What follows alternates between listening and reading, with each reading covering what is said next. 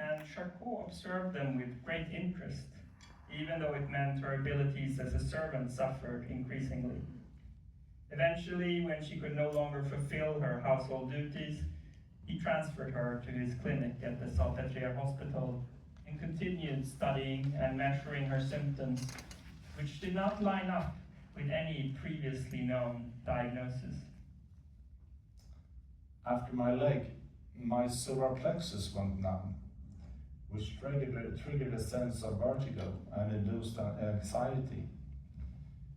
I was convinced the symptoms were caused by the stress of my crumbling relationship.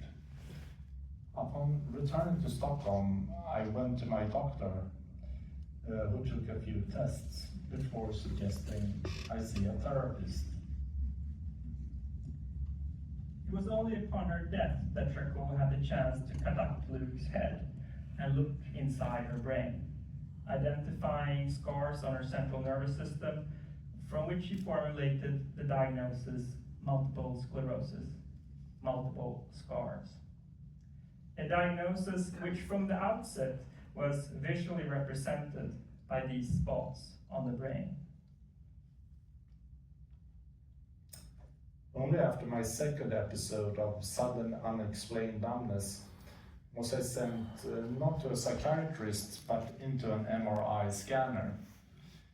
The white spots that came out on my MRI scan indicated inflammation around the scars, once identified on Luke's brain.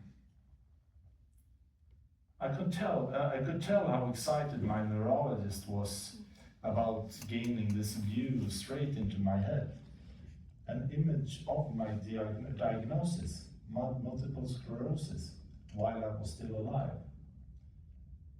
You know the saying, seeing is believing. I remember my doctor saying with satisfaction, seeing and quantifying is believing.